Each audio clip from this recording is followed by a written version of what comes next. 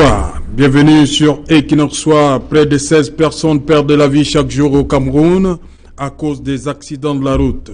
Pour Jean-Claude, envoyé spécial du secrétaire général des Nations Unies, c'est inadmissible. Le président de la Fédération internationale d'automobile est venu remettre au gouvernement du Cameroun le rapport d'étude d'évaluation de la performance du Cameroun en matière de sécurité routière, avec 1200 personnes tuées chaque année au Cameroun, soit un taux de 27,6% contre 26,6% sur le continent et 17,6% dans le monde. C'est ce qui a amené la coordinatrice du système des Nations Unies au Cameroun à déclarer que l'insécurité routière doit être considérée comme une crise, voire une pandémie. Insécurité routière au Cameroun, Madame, Monsieur, c'est le fait du jour.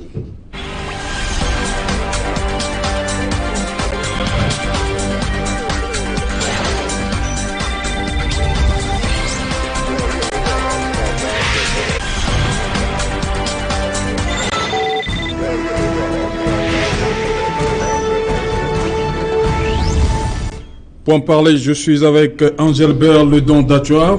Bonsoir. Bonsoir, c'est Jalin et merci de l'invitation.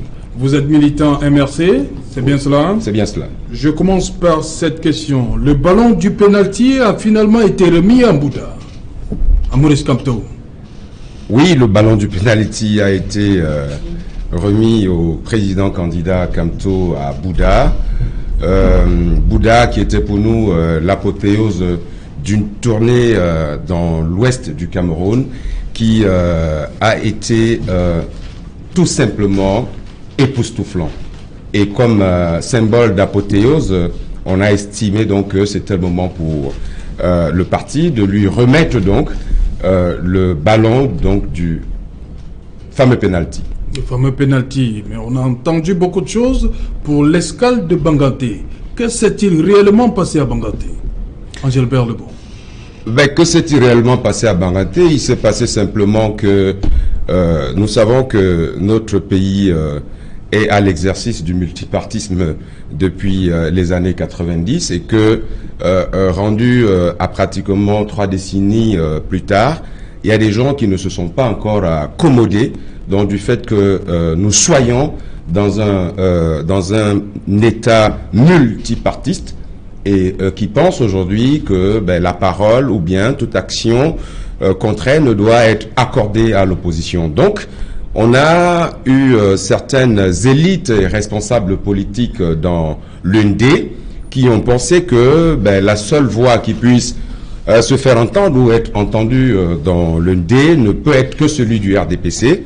Alors, quand on sait aujourd'hui, parce que nous sommes allés à la rencontre des populations, quand on sait que, comme partout ailleurs au Cameroun, si vous permettez que je termine, oui, quand on sait partout ailleurs, oui, allez-y, comme à Banganté, que au Cameroun, toutes les populations aujourd'hui sont délaissées, abandonnées et ont soif d'un nouveau souffle, il est difficile aujourd'hui aux responsables politiques du RDPC de pouvoir donc barrer la voie à la voix du peuple. Ok. Qu'est-ce qui s'est passé? Votre cortège a eu des soucis? C'est ce qu'on veut comprendre. Ce qui s'est passé, c'est que au moment où il y avait un meeting donc du mouvement pour la renaissance du Cameroun avait été programmé dans la ville de Banganté, les autorités politiques du RDPC de la même ville n'ont pas trouvé autre chose à faire que de programmer une cérémonie donc d'inauguration d'un centre multimédia et nous avions un cortège motorisé pour nous rendre sur le lieu du meeting et ce cortège donc a été stoppé parce que disait-il, nous ne pouvions pas passer sur l'axe où le meeting ou bien l'événement du RDPC. Ils ont pensé que c'était de la provocation, Angelbert? La provocation, c'est nous qui la recevons tous les jours. Nous recevons la provocation partout où nous passons. Nous recevons de la provocation depuis l'extrême nord où nous avons vu nos effigies et nos t-shirts être brûlés. La provocation, nous la recevons tous les jours à travers les sous-préfets, qui ne nous délivre pas ou délivre très difficilement des autorisations de manifestation, ça, nous nous sommes habitués, nous sommes lancés sur un chemin où nous sommes conscients que ce ne sera pas chose aisée, qu'on ne va pas nous dérouler du tapis rouge à tout moment, mais comme nous sommes déterminés, nous savons pourquoi nous sommes déterminés, parce que nous sommes déterminés à libérer un peuple qui, depuis 36 ans aujourd'hui, souffre d'une gouvernance qui, jusqu'à présent, ne nous conduit qu'au chaos. Également sur ce plateau, Donna Brice Kamgang, bonsoir. Bonsoir Serge, bonsoir à l'ensemble de ceux qui nous écoutent ce soir. Bonsoir précisément aux Camerounais de l'arrière-pays. Voilà, vous êtes journaliste à la rédaction centrale Equinox Radio et Equinox Télévision. Merci pour l'invitation. C'est bien cela, vous animez Vite ton sac sur Radio Equinox. Jusqu'à une certaine époque. 93 FM. La programmation a quelque peu changé. Je suis plutôt à la présentation du journal à 7h le matin. Voilà, le matin également. J'allais y arriver. Et sur ce plateau également, Salomon Béaz. Bonsoir, Serge Alain. Voilà, vous êtes responsable de la communication, la coordination littorale, mouvement NAO. Exactement. C'est bien cela. Il y a cette information qui est tombée, le ralliement demain d'un parti majeur à Maître Keremouna. Oui, c'est vrai, nous avons toujours dit lors du lancement de notre initiative, le mouvement NAO depuis 2017, que nous étions acquis, n'est-ce pas, à une certaine coalition, parce que nous sommes à la croisée des chemins. Le Cameroun a besoin aujourd'hui de tous ses enfants et de tous ceux-là qui réfléchissent exactement pour que la nouvelle République se mette en marche. Donc le candidat Keremouna, c'est quelqu'un qui est ouvert au dialogue, ouvert à la négociation, et il a toujours si bien dit qu'il est ouvert à ce que un autre parti politique, un autre candidat puisse apporter de l'eau à son moulin pour qu'ensemble on puisse voir dans quelle logique on pourrait sortir le Cameroun dans le gouffre dans lequel il se trouve aujourd'hui. Donc demain, tous les projecteurs seront braqués sur je ne pourrais pas Yaoundé, hein? Exactement, je ne pourrais pas vous dire de façon exhaustive comment ça va se passer parce que ça risque de dénaturer exactement ce qui risquerait de se passer demain. Le mieux, c'est qu'on attende demain de voir ce qui va se passer pour que tous les Camerounais soient réellement confiants que l'année 2018 ne sera pas comme les années antérieures. La note que j'ai reçue du porte-parole du candidat Maître Keremouna, savoir Paul Maël, il parle de parti majeur. C'est un parti majeur et non un candidat majeur? C'est ce que les Camerounais veulent entendre. Hein? Je sais pas à quoi referait parti majeur, mais s'il a dit... un parti majeur. Je pense qu'il voudrait dire un parti politique qui est représenté sur tout l'étendue du territoire, ou alors un parti politique qui a l'assentiment de tous les compatriotes camerounais et qui a déjà fait ses preuves sur le terrain. Voilà, sur ce plateau également, une fois de plus, merci Maître Emmanuel Pensy. C'est moi qui vous remercie Serge Alain et je dis... bonsoir aux millions de téléspectateurs de cette excellente chaîne dans cette très grande émission qui est de plus en plus écoutée. Voilà, vous êtes avocat au barreau du Cameroun, anciennement avocat au barreau de Paris. Vous aimez bien quand je dis ça? Oui, il faut le dire. Parce que j'oublie. Hein? C'est pas la même formation. Oui, voilà, c'est pas la même chose. Le dire, oui. Je suis un avocat du barreau de Paris qui exerce au Cameroun. J'ai deux questions pour vous, d'entrée de jeu, Maître Emmanuel Pensy. Pour 2018, est-ce que Paul Biya va finalement battre campagne? Enfin battre campagne. Oui, d'abord, je vais d'abord commencer à dire que par rapport à ce qu'a parlé notre ami Angèle Bert, je crois que le meeting a eu lieu à Banganté, même si au début il y a eu quelques petits problèmes d'ordre logistique. Et moi je me réjouis que sur ce côté-là, ça se soit bien passé. Mais je crois souvent qu'il y a des débordements qui font en sorte qu'il y ait des petits problèmes. Mais c'est le zèle de certaines personnes, c'est ça? Oui, c'est-à-dire là où il n'y a pas de violence, il y a le préfet, le sous-préfet donne son autorisation. Oui. Là où, comme à Douala, on annonce qu'il va y avoir des violences, le sous-préfet, que... Non, on n'a jamais annoncé.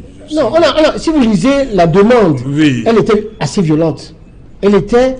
par rapport à cette revendication, et le sous-préfet, qui était déjà ailleurs, et que mon ami Nietzsche suit partout, a dû prendre une décision qui s'imposait parce qu'on ne veut pas que ça dégénère à Douala comme ça s'est fait en février 2008. La situation n'est pas là. Je pense que le MRC, sur ce point-là, a eu un comportement ainsi que le mouvement NAO qui est beaucoup plus responsable que certains partis. Voilà, pour répondre à ma question, est-ce que pour cette campagne 2018 présidentielle, Paul Biya va battre campagne?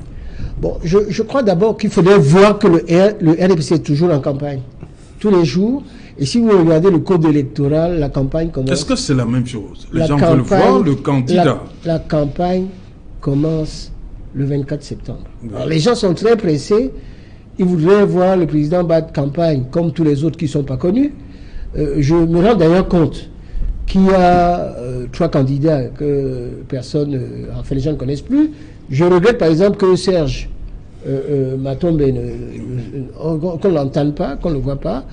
Ndamdjoya, il a disparu, je ne sais pas où il est, parce que c'est un monsieur qui est quand même intelligent, mais on ne le voit pas, on ne le sent pas. Et je crois que sur ce point-là, sur cette voie, il y a quelques partis politiques dont on découvre actuellement qu'il y a des jeunes hommes de talent qui les représentent, commencent à parler et à être au niveau de la République. Ça, ce n'est pas une mauvaise chose pour la démocratie. Et ça existe de plus en plus. Maintenant, quant au RDPC, je crois que vous avez l'habitude, c'est une habitude au niveau du président de la République. Votre question que vous avez posée, je l'ai posée. Je l'ai posée au haut niveau. Et sachez que la réunion n'a pas encore eu lieu. Parce qu'il y a une stratégie d'ensemble qui est prise et que le président de la République, là où il est, il suit tout ce qui se passe et que les instructions seront données. Donc ne vous inquiétez pas, il y a une stratégie qui a toujours... Je ne parle pas de lancer la campagne comme il a fait en 2004, 2011. J'ai dit battre campagne. Non, si vous attendez que Biya a fait le folklore. C'est le folklore, battre campagne? Certains font du folklore. Il a ses méthodes et sa manière. C'est la méthode Biya, alors. C'est une méthode. C'est ce qu'on comprend. C'est une méthode qui est connue. Deuxième question. Qui a porté ses fruits. J'ai dit que j'avais 2 questions pour vous, Maître Pensy. Deuxième question, est-ce que le candidat Biya va débattre avec les autres? Non. Non, ok. Merci.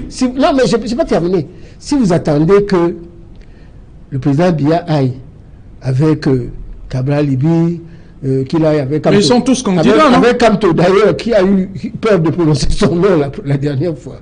Et avec Akere, qu'il a connu tout petit, ou bien avec les autres, bon, il ne le fera pas.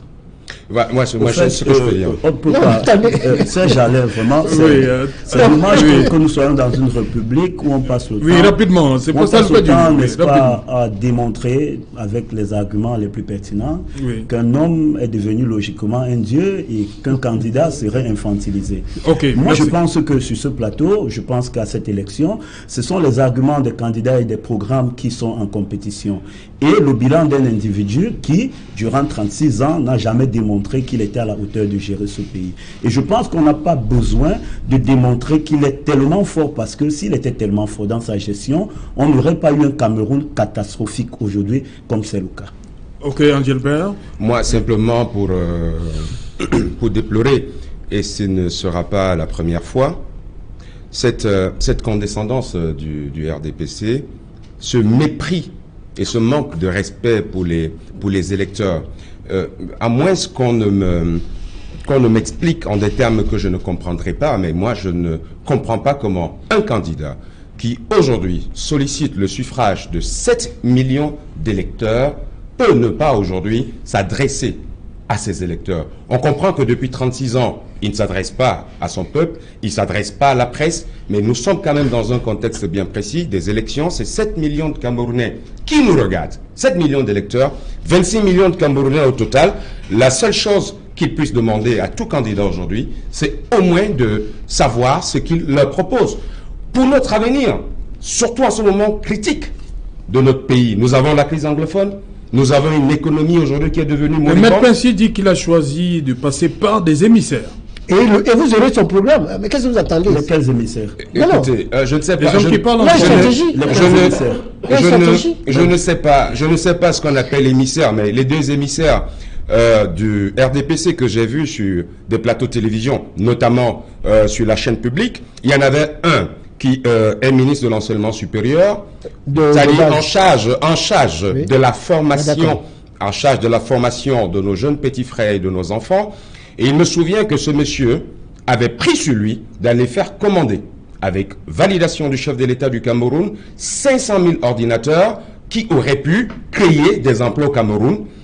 Je ne comprends pas comment un ministre comme celui-là, qui est responsable de la formation des enfants, peut ne pas encourager l'emploi des enfants.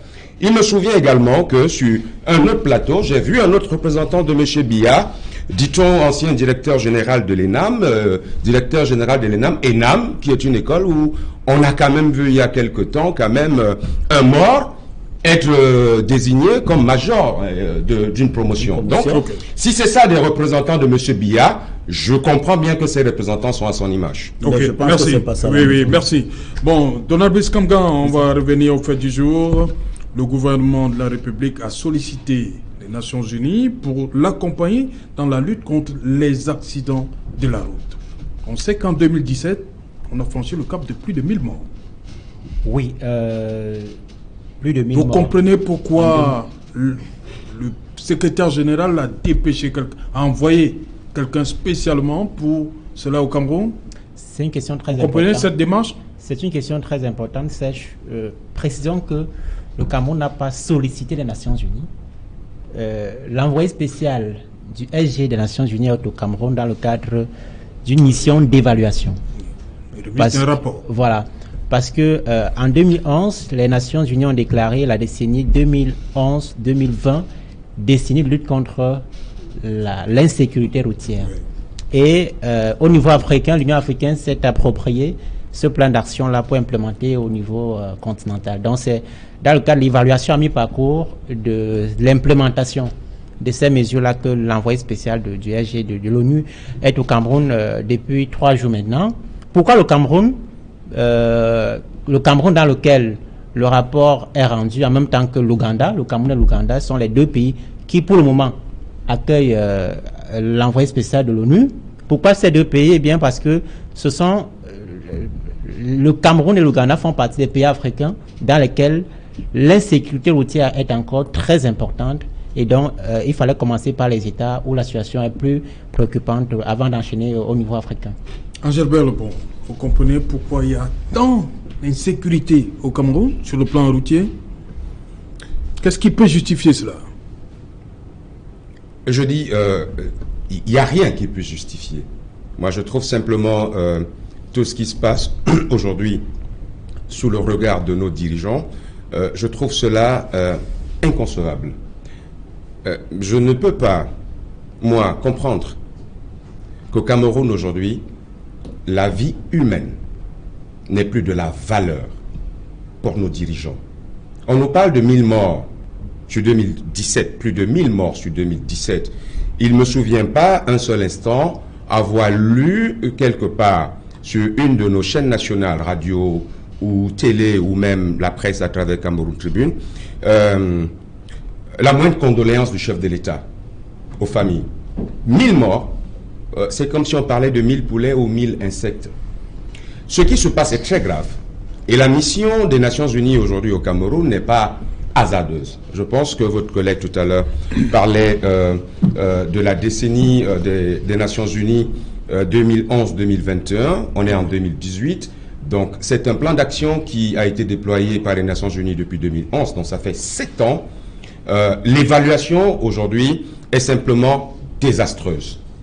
On n'a jamais eu une mesure forte de la part du gouvernement pour pouvoir réduire le nombre de routes le nombre de morts sur nos routes. Peut-être qu'on reviendra tout à l'heure sur les causes de cette insécurité routière et davantage on pourra donc voir qu'aujourd'hui nous avons un gouvernement qui depuis très longtemps n'a aucune valeur, comme je le disais, pour la vie humaine. Maître Emmanuel Pincy, le gouvernement ne fait rien depuis, comme dit Angèle Berlebon, pour résoudre ou bien réduire le nombre de morts sur nos axes routiers. Le gouvernement ne fait rien? Non, pour le gouvernement que connaît très bien Maurice Kamto, pour avoir été ministre délégué et avec tête pensante pendant près de 7 ans, si le gouvernement n'a rien fait, c'est quelque chose. C'est-à-dire, il y a ce qui se passe au niveau de l'opposition, ce qu'on appelle du négationnisme. C'est comme ça que ça s'appelle en droit. Le gouvernement ne fait jamais rien. Les mesures ne sont jamais prises. J'ai même vu le ministre par exemple, à l'époque, l'ancien secrétaire d'État à la Défense, aller lui-même sur la route. J'ai vu les généraux, les gens arrêtés. Moi-même, quand je prends la route, il y a toujours des mesures pour dire... C'est du folklore. Non, c'est pas du folklore. Je dis, vous allez sur Douala Yaoundé, vous ne pouvez pas rouler à plus de 100 km sans que l'on vous arrête, 100 km. Il y a le radar, il y a les policiers qui sont partout. Mais les Camerounais passent leur temps à faire en double, en triple fil. Mais avant d'ajouter, je vais dire ceci, parce qu'on a attaqué deux personnalités pour lesquelles j'ai le plus grand respect. Quant à M. Doumsoumé, que vous ne connaissez pas très bien, c'est pas lui qui était à l'ENAM à l'époque. Quand il est passé à l'ENAM, il a vraiment fait un très bon travail, un excellent travail. Quant à... il est un bon représentant, et je peux vous dire, c'est un inspecteur d'État, c'était le chef des inspecteurs d'État d'une compétence qui est reconnue, il était premier de sa promotion. Et là, il a fait, à mon avis, parce que si vous avez en face de vous, excusez-moi, vous avez mis en cause en disant qu'il y a quelqu'un qui est rentré à l'ENAM qui était mort. C'était pas lui qui était là. Et sur ce scandale, vous attaquez quelqu'un sur les choses qui n'ont pas eu à faire. Je sais très bien que c'était pas lui. Monsieur, s'il vous plaît, moi je ne vous ai pas coupé. Ça veut dire que vous attaquez quelqu'un sur les actes qui ne sont pas les siens. Ça s'appelle mauvaise foi. La deuxième chose qui concerne monsieur Famien Ndongo, que vous attaquez sur la base qui ne concernait pas notre dossier. Vous attaquez quelqu'un en disant quoi? Il ne s'occupe pas. D'abord, il est l'enseignement supérieur. Hein? L'enseignement supérieur, est-ce qu'il y a un problème au niveau de l'enseignement supérieur par rapport à ce que vous croyez? L'enseignement supérieur fonctionne. Non, moi, on parlait d'un sujet, vous débordez et vous attaquez. Il a parlé des ordinateurs. C'est un ministre qui est responsable de la formation. Excusez-moi, les ordinateurs dont tu parles, ce n'était pas le débat. Nous avons eu des ordinateurs pendant des mois et des mois sur ce problème-là, et chaque fois, on revient. Vous n'avez pas de programme, pour l'instant, qu'on ne connaît pas. Bon, alors, on va partir sur votre sujet. Votre question, c'était par rapport à quoi? Parce que il dit que le gouvernement n'a jamais rien fait depuis pour que le nombre de morts... Il dit qu'il voit les colonels se balader sur nos axes routiers. Non, c'est pas seulement les colonels. C'est ce que vous avez dit. Excusez-moi, c'est pas seulement les colonels. J'ai jamais vu le ministre. Les généraux aussi. J'ai jamais vu les généraux. Ah, des généraux. J'ai vu le général. Et ça règle le problème. Excusez-moi. Ça règle le problème. Mais bien sûr, le général, excusez-moi, le général Husseini, qui est celui qui est le patron de régional à Yaoundé, Interami, est venu lui-même. Et il y a des mesures qui sont prises. Mais je dis qu'il y a un problème. Vous ne dites pas que le gouvernement ne fait rien. Le gouvernement fait, mais par rapport au pourcentage l'autre jour que vous avez cité, il y a eu 1 300 000 morts à travers le monde, et le Cameroun se trouve un peu plus de 1000. Je dis qu'un mort de trop, c'est beaucoup. Mais il y a également la responsabilité. Ce n'est pas la route qui tue. La plupart du temps, c'est des excès de vitesse, c'est des personnes qui n'ont pas les roues qui sont lisses. Quand vous voyagez, les gens qui doublent en triple, quadruple fil, il fallait donc faire ce qu'on appelle une surveillance routière. Je dis effectivement que dans plusieurs cas, on n'en est pas arrivé là. L'idéal, ce serait, comme en Allemagne, qu'il y ait, par exemple, des lumières partout. Mais même en France, si vous prenez l'autoroute, il n'y a pas de lumière partout. Donc il faut savoir faire par rapport au budget que vous avez. Ce n'est pas la route qui tue, c'est souvent des personnes qui sont derrière avec un certain nombre de comportements. Et donc le gouvernement travaille et tous les jours il y a les mesures, mais ce n'est pas toujours assez. Les derniers accidents, par exemple, que nous avons vus au niveau des bus, c'était des accidents, vous avez vu les roues complètement usées, des chauffeurs de bus qui... Moi-même j'ai failli aller en brousse avec ma voiture. Donc faites attention. Il y a d'autres causes dont on parlera tout à l'heure, mais je pense que le gouvernement n'est pas resté insensible à la situation qui existe aujourd'hui. Il ne faut pas dire ça. Ne dites pas que je regrette qu'il y ait autant de morts. Je souhaite qu'il en ait moins et je voudrais que nous soyons sérieux. Vous envoyez toujours tout au niveau de ce gouvernement du Cameroun. J'ai été même surpris que vous n'ayez pas dit que le président Biya n'a pas encore marché au niveau des routes, mais dire que sur les 1200 morts, le président Biya doit passer le temps à envoyer le communiqué à chaque famille. Il va passer son temps à la radio pour faire le communiqué.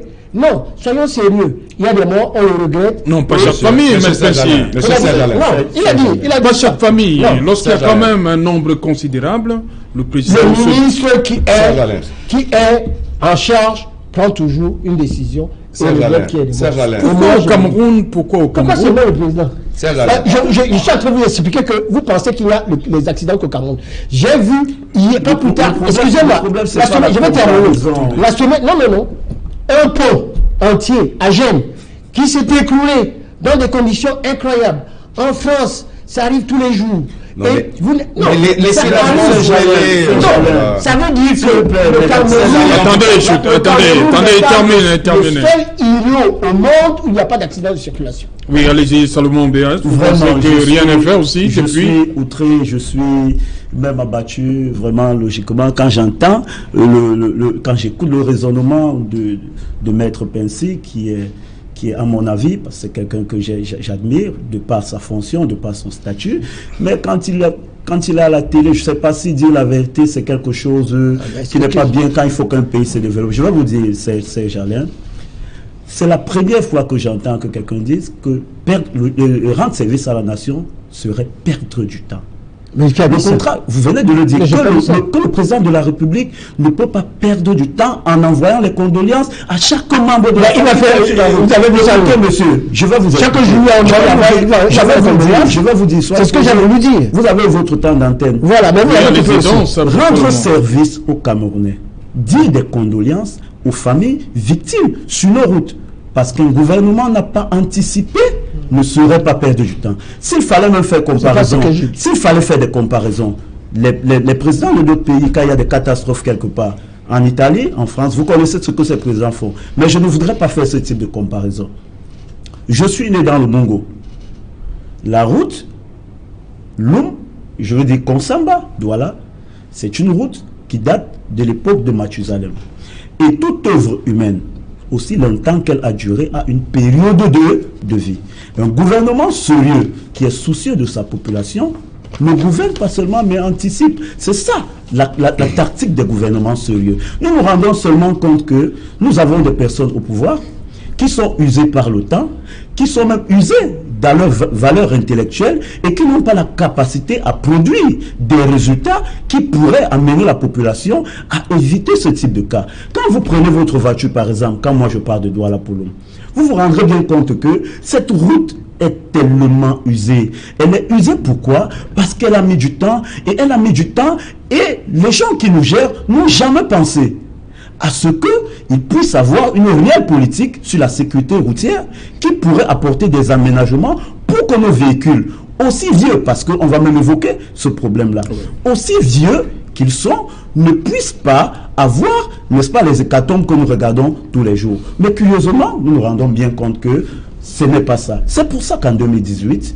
nous avons des aménagements à faire, nous avons une sanction à donner à ce type de dirigeants qui ne prennent pas l'homme au centre de la gouvernance. Quand vous prenez les chiffres des personnes, des Camerounais, des vaillants universitaires, et vous rendrez bien compte, beaucoup de professeurs, de grands professeurs d'université sont tombés sur la route Douala-Yaoundé à cause de l'étroitesse de cette route. Et Maître Pensy sur ce plateau veut dire à tous les Camerounais que le gouvernement, ce que j'ai dit, le gouvernement se bat au quotidien et que c'est parce que les pneus de voitures sont usés. Mais alors, posons nous-mêmes la question, où partent les visites techniques? Tous ces gendarmes qui sont dans la rue, toutes ces brigades de prévention routière, qu'est-ce qu'ils font au quotidien sur nos routes? Suivez mon regard, quand vous arpentez ces routes-là, vous rendrez bien compte que les policiers qui sont sur nos routes, qui sont des bras séculiers de ces membres du gouvernement, qui sont capables de nous gérer, au lieu de faire le travail qui est le leur, au lieu de protéger la population, se livrent beaucoup plus à d'autres pratiques qui rendent encore plus fragile notre pays. Donald Brice Kamgan, vous pensez que c'est inefficace tout ça? Ces radars que nous avons sur l'axe Douala-Yaoundé, ces multiples postes de prévention routière et tout ça, le long de l'axe Douala-Yaoundé, c'est inefficace tout ça? Oui, sincèrement, on peut douter de l'efficacité de toutes ces mesures. Il y a un ancien secrétaire d'État à la gendarmerie qui s'est satisfait qu'on ait récolté près de 3 milliards de contraventions, de frais de contravention sur l'axe Douala-Yaoundé, la nationale numéro 3. Jean-Baptiste Boko. Alors, je ne voulais pas le citer. Alors, on peut se demander, l'objectif est-ce de réduire le nombre de décès ou alors d'engranger beaucoup de fonds. Bon, encore que la gestion des fonds qui sont récoltés dans ce cadre-là est controversée. On ne sait pas très bien ce qu'il en retourne. J'aimerais avoir la réponse de Maître Pensy sur ce cas précis. Allez-y d'abord. Laissons le sujet. Alors, lorsqu'on regarde la façon dont c'est déployé, les objectifs, est-ce que c'est vraiment la réduction des accidents sur la route? il y a quelques semaines, une agence nommée Takala a fait un accident dans le département du Mbamenoubou, si mes souvenirs sont exacts, avec une vingtaine de morts. Alors, nos équipes à Yaoundé sont allées chercher où est le siège de cette société. À Tonkolo. On n'a pas trouvé où est-ce que les installations de l'agence étaient situées. Alors, il se trouve que l'agence se positionne en bordure de route et puis ramasse les clients au fur et à mesure que l'opportunité se présente. Alors, des cas comme cela sont assez nombreux. Et pour ce cas-là, je prends cet exemple pour montrer jusqu'où la négligence et l'indifférence est allée. Cette agence, d'après nos informations, a traversé plus de 3 postes de gendarmerie. 3 postes de contrôle mixte, police-gendarmerie sur Bafoussam, Yaoundé-Bafoussam, avant de faire l'accident. 3 postes de contrôle mixte. Alors, qu'est-ce qu'on a demandé au chauffeur de cette voiture qui n'avait pas de permis, d'après un communiqué du ministre des Transports qui a été publié après cet accident. Le ministre des Transports qui a réagi pour ce cas-là, je crois, après 3 ou 4 jours. Alors, lorsqu'une agence comme celle-là traverse 3 postes de contrôle mixte sans être inquiété, sans permis de conduire, avec une visite technique fantaisiste, d'après une fois de plus le communiqué qui a été servi au public par le ministre des Transports. Alors, on se demande bien à quoi servent les postes de contrôle. Sont-ils vraiment sérieux? On peut en douter. On aura l'occasion de revenir sur d'autres éléments tout à l'heure. Maître Emmanuel Pensi, sur le secrétaire d'État à la Défense qui se complaît d'avoir que la gendarmerie ait engrangé un certain nombre de milliards de francs, on va le 2 millions, c'était les millions? Milliards de francs. 2 milliards de francs. C'était sur une longue période quand même. Hein. Oui, par rapport au mois. C'est le bilan d'une année, voilà. Par rapport au mois. Est-ce qu'on devrait mettre ça en avant, j'ai lu autre chose. Oui. J'ai lu autre chose. J'ai vu sur une période beaucoup plus longue. Je crois que nous avons un énorme problème, par exemple, en ce qui concerne l'axe lourd. Et je me dis d'ailleurs que par rapport à ce que vient de dire, je crois Salomon, vous voyez qu'il y a moins d'accidents sur la route Douala-Konsama. Alors que la route, je l'ai vue et s'est dégradée. Parce que moi je connais, puisque mon père a été médecin-chef en Banga en 1955. J'ai été là-bas. Donc la route s'est complètement dégradée parce que si vous regardez sur toutes ces routes, il y a les pesages, les stations de pesage. Les gens viennent avec des choses, personne ne respecte rien. Et je ne me contente pas des 3 milliards qui ont été donnés, puisque si vous regardez, je fais toujours une comparaison par rapport à la France, on a mis actuellement, en ce qui concerne les radars, des radars automatiques, et le nombre de contraventions a tellement augmenté que ça permet de faire des réparations et de la maintenance. Et ce qui s'est passé également au niveau de ces routes, on a vu, s'agissant au niveau des financements des routes, que le financement doit changer. C'est-à-dire les nouveaux financements qui se font par BOT, c'est-à-dire par Project Finance. Vous faites, ça veut dire le financement privé des infrastructures publiques, vous donnez à une société qui a la technicité de quoi faire ce marché et de se rembourser sur les agréments mensuels sur les passages de ces voitures. C'est ce qui se passe dans les pays modernes. Et là, ça va faire en sorte que vous n'allez toujours pas prendre l'argent dans le budget pour pouvoir faire des routes. Je rappelle que le ministère des Travaux publics est le ministère qui est actuellement qui a une dotation de plus de 400 milliards et quelques, sauf l'éducation nationale, c'est-à-dire si vous multipliez l'enseignement secondaire, l'enseignement de base et les universités, mais c'est le ministère qui a été vraiment doté. Et nous nous rendons compte également que sur tout ce qui se passe dans ces secteurs, il y a des choses qui ne vont pas. Je reconnais par exemple que sur un certain nombre de routes, quand vous demandez pièces, le gars vous passe les pièces de monnaie. C'est-à-dire, c'est ça le langage, c'est ça ce que voulait d'ailleurs dire notre ami journaliste. C'est-à-dire au niveau des contrôles, ça montre qu'en tout état de cause qu'il y a un progrès à faire. Mais ce n'est pas, le gouvernement n'est pas partout. Il y a des agences qui sont fermées. Il y a des gens qui passent leur temps à ouvrir. On ne sait même pas à qui appartient cette agence. On ne sait pas à qui ça appartient parce que quelqu'un qui passe 3 barrages comme ça et qui se trouve à avoir un contrôle technique bidon, le contrôle techniques bidons, ce n'est pas la responsabilité du gouvernement, mais c'est la responsabilité de ceux qui délivrent cela. Et je dis que c'est un problème qui existe au Cameroun et c'est des responsabilités qui sont partagées. Je ne voudrais pas qu'on dise toujours que c'est le gouvernement qui a tort. Le ministre, cette personne-là d'ailleurs a fui, puisqu'elle a disparu de la circulation avec les 20 morts qu'il y a eu. Je déplore cela. Mais je n'ai pas dit tout à l'heure que j'ai dit que le président de la République ou le gouvernement fait toujours. Mais quand il y a un mort en France ou dans n'importe quel pays au monde, on ne va pas faire un communiqué. Mais quand il y a une catastrophe, le gouvernement intervient toujours. Angelbert Lebon, est-ce que la population n'est pas blâmée quelque part? Les voyageurs, lorsque vous allez monter dans un bus, déjà l'État, il y a des bus qui présentent un état piteux, il faut le reconnaître. Est-ce que quelque part, il n'y a rien à faire pour sensibiliser la population? C'est clair qu'aujourd'hui, les responsabilités sont partagées, ça c'est évident. Mais je voudrais revenir sur quelque chose que j'ai annoncé tout à l'heure. Quand je parlais de la responsabilité directe du gouvernement, je sais que, Maître Pensi, votre parti a horreur du bilan. Mais le bilan est là, c'est un constat. Les causes de l'insécurité routière aujourd'hui sont connues, on ne va pas les inventer. La première cause est humaine, c'est-à-dire que 70%. La personne qui conduit. On parle de 70%. Le chauffeur. On est même à plus de 80%. C'est-à-dire que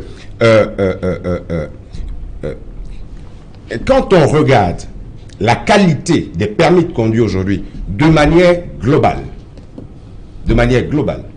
on constate bien que le permis de conduire aujourd'hui est gangréné par ce qui soutient un peu ce régime depuis 36 ans qui s'appelle la corruption. Vous savez bien qu'au Cameroun, il y a une expression qui parle de obtenir un permis au téléphone. C'est une réalité. Il a parlé de l'Allemagne aujourd'hui. J'ai eu la chance de passer mon permis de conduire en Allemagne. Et je connais la rigueur qu'on y met. Parce que un permis de conduire, c'est comme un permis, soit de vie ou de tuer. C'est-à-dire que si on donne un permis de conduire, on remet un permis de conduire entre les mains entre des mains inexpertes, en fait, on est en train de donner une autorisation d'aller tuer. Une autre curiosité, si vous avez toujours lu ce rapport des Nations Unies, on sait que la plupart, aujourd'hui, de nos accidents routiers, les plus concernés, c'est les autobus. Savez-vous, Maître Pensi, que dans ce pays, il n'y a pas d'auto-école pour motobus? Savez-vous ça? Oui, je sais. Que dans ce pays, il n'y a pas d'auto-école pour motobus. Et que nous avons des gens qui ont des permis de conduire et qui conduisent des centaines, sinon des centaines de milliers de Camerounais tous les jours sans permis de conduire. C'est-à-dire que le mec, vous savez comment il fait pour avoir son permis de conduire, celui qui conduit un autobus? Il commence d'abord par prendre le bus du parking pour venir le mettre en position de démarrer. Ensuite, il démarre le bus, il va chercher le carburant. Ensuite, c'est lui qui démarre le bus pour aller à la laverie. Et un bon matin, c'est son patron qui va acheter un permis pour lui. Il va acheter un permis auprès de l'administration du Cameroun. C'est-à-dire, à ce mec, on donne un permis de tuer, pas un permis de conduire. C'est ça aussi la responsabilité de l'État.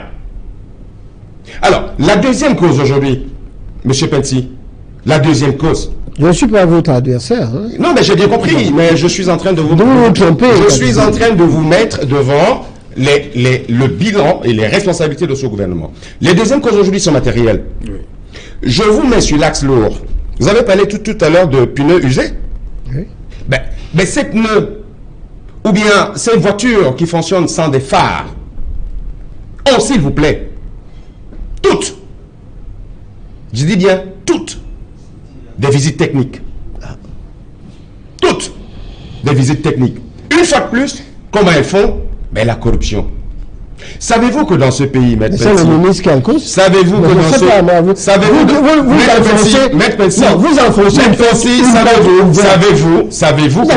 Savez-vous que dans ce pays, parce que l'économie du Cameroun aujourd'hui a été désagrégée, qu'un Camerounais, moins d'un Camerounais sur 100 000 peut se permettre d'avoir une voiture neuve. Moins d'un Camerounais sur 100 000. C'est les statistiques que nous avons aujourd'hui. Oh.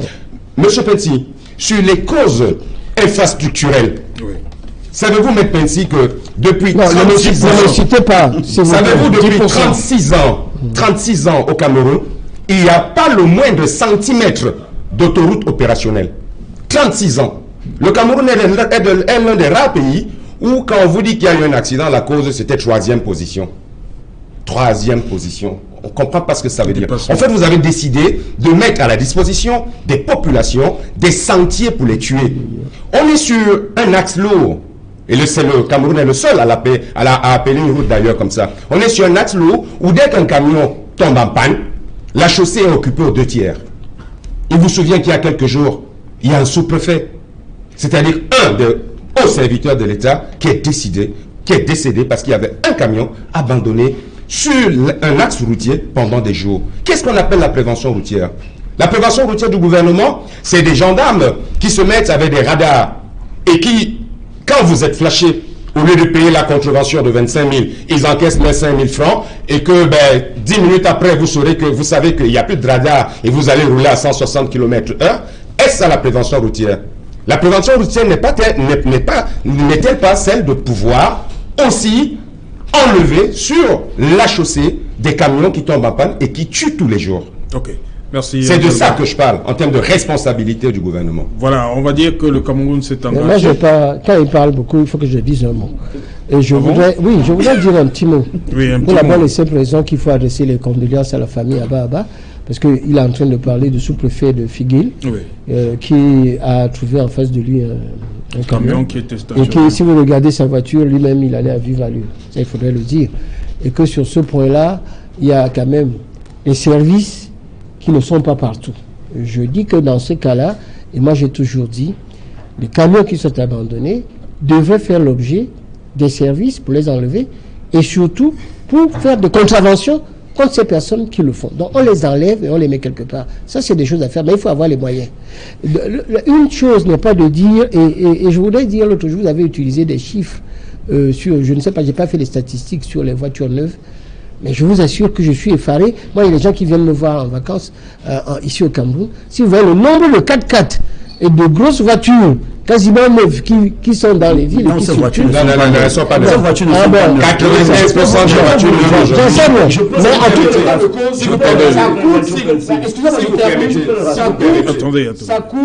ça coûte plus cher que petite voiture neuve. Et non, il faut dire, nous tous, nous regrettons la corruption qui se passe au niveau des visites techniques bidons. Les gendarmes, dont je dis que ce n'est pas la totalité des gendarmes qui sont là pour prendre de l'argent. Ça existe, ces pratiques, c'est des pratiques de Camerounais. Non, c'est pas des pratiques de Camerounais, c'est des pratiques qui sont introduites par un système. Soyez sincère, vous n'avez pas sincère. Non, ça non, excusez-moi. C'est des pratiques qui existent dans tous les services, qui se trouvent même dans le privé, et souvent même qui sont par le fait des Camerounais eux-mêmes. Non, mais arrêtez de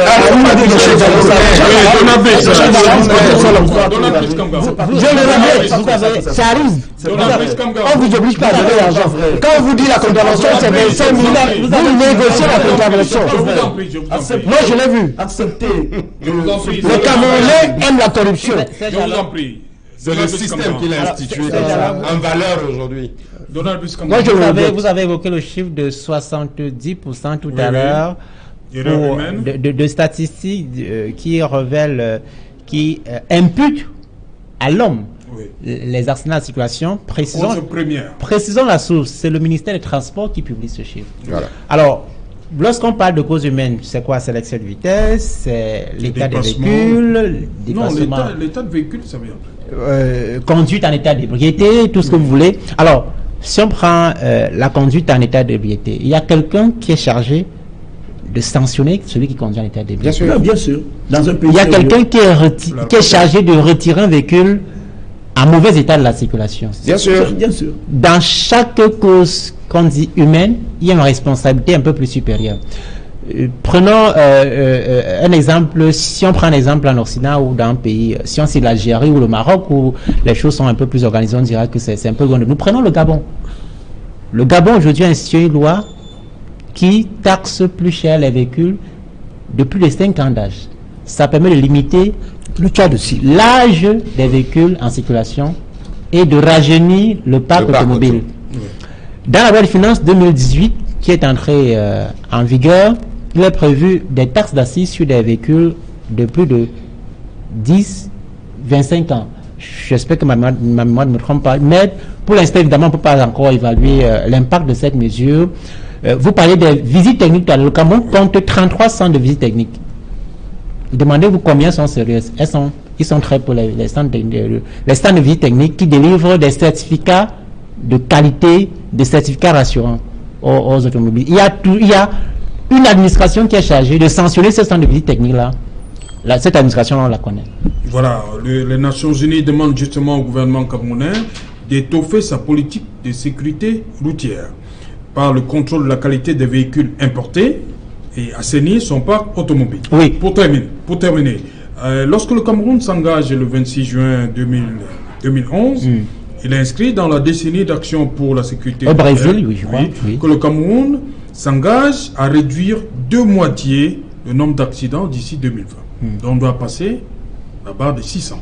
On est très loin. Attendons de voir. On en est loin. Attendons de voir. On a encore 2 ans devant nous pour. Mais on a l'impression que la courbe est plutôt à 50. On a l'impression que les accidents. L'année 2017, 2016-2017. Oui, 2017. Ces 2 années-là ont été particulièrement meurtrières sur nos axes routiers. Exactement. Et on peut être à l'aide de l'émotion gouvernementale. On ne la ressent pas. Je voudrais juste il y a quelques temps, on a eu une vingtaine de morts sur les routes. On a été surpris que le premier des Camerounais adresse des condoléances à des victimes des inondations dans un pays étranger. C'est quand même regrettable. C'est quand même regrettable. C'est cette imposition-là. On ne demandait pas que le président adresse des condoléances lorsqu'il y a un mort. Mais lorsqu'il y a quand même un chiffre considérable. Le président est souvent représenté et il le fait. Il a fait. Il a mieux à faire.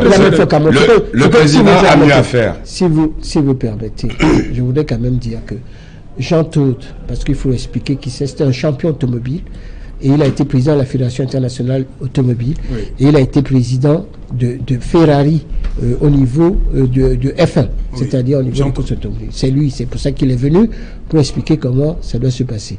Je dois dire moi-même que j'ai déjà perdu une voiture en allant à Bamenda, donc je suis aussi une Mercedes. Pour tout vous dire, en allant à une réunion qui n'a pas eu lieu du Conseil de l'ordre des avocats, donc je ne suis pas là pour dire que c'est bon. Bonsoir Nadine Yambou.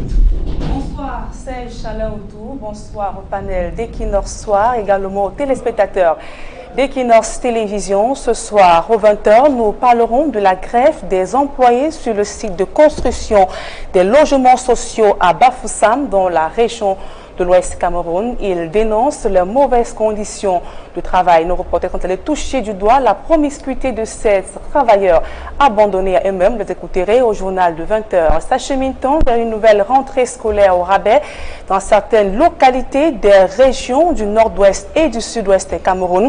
En effet, la crise sociopolitique qui sévit dans cette partie du pays pourrait donc perturber le démarrage effectif des cours le 3 septembre prochain. C'est du moins ce qui ressort de la réunion préparatoire tenue ce jour à Yaoundé, présidée par le ministre des Enseignements secondaires, Nalova Nyonga. Également à suivre les explications du gouvernement au sujet de l'affaire, notamment l'affaire des 45 milliards de francs CFA destinés donc à la deuxième phase de la pénétrante Est-Douala. Le ministre des Travaux publics, face à la presse à Yaoundé hier, a dénoncé donc une cabale ainsi que des faits n'ayant rien à voir avec la réalité sur le terrain. Enfin, la série d'hommages se poursuit après le décès de l'industriel et homme d'affaires Kaji de Fosso. À l'émotion s'est emparée des populations de Bana, sa ville natale, dans les témoignages poignants des forces vives de cette partie du pays dans ce journal de 20h. Voilà, madame, monsieur, l'essentiel et le développement, on va le dire comme ça, de tous ces titres, c'est dans le 20h de Nadine Yambou dans quelques instants. Et moi, je vous retrouve après pour le débrief, toujours en compagnie de mes experts. Tout au long de la journée, nous amassons de nombreuses